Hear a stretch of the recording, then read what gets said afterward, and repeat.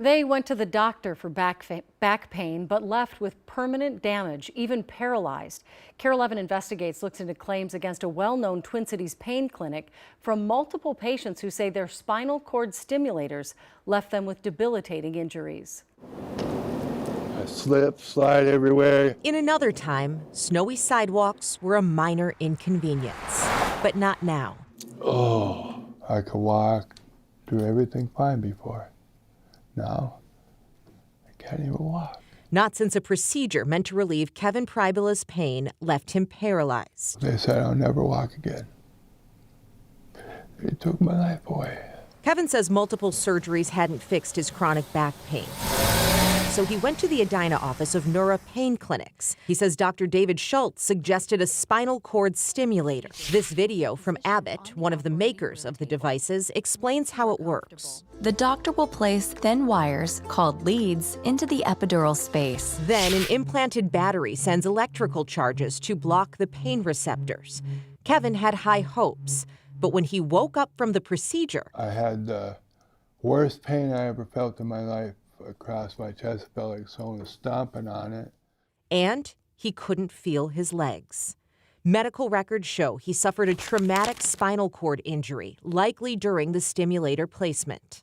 What are the things you miss most from before?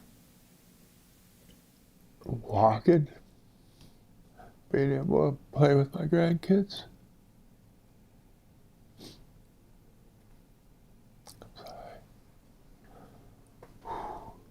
It really can change a person's life. Everything changed for Amber Fuller just 3 weeks before Kevin's procedure. Same doctor, same clinic.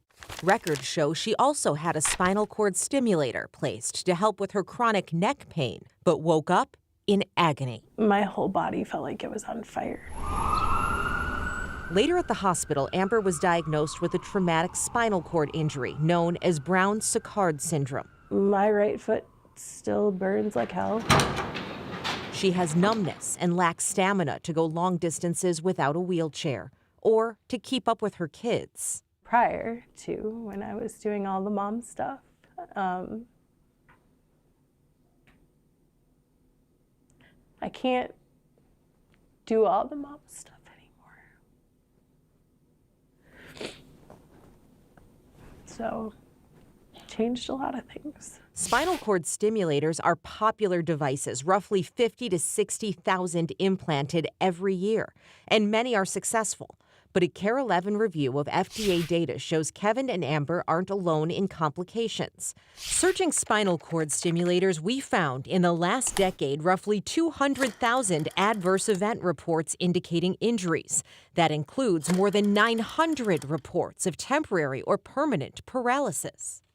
I don't want this to happen to anybody else. Kevin and Amber are now suing their doctor and Nura Pain Clinics, each arguing Dr. Schultz should have known they were at increased risk for complications. Kevin, because of extensive cervical and thoracic surgical history, which left behind scar tissue. In Amber's case, the lawsuit claims her small cervical spinal canal placed her at high risk of traumatic injury. And a third woman recently filed a lawsuit saying after a different doctor at Nura placed a spinal cord stimulator, she too was permanently paralyzed. Nura Clinics denied our request for an interview but provided a statement, saying in part, all medical treatment options carry different degrees of risk, which we review together with each patient prior to treatment and ensure they understand and consent to each medication or procedure.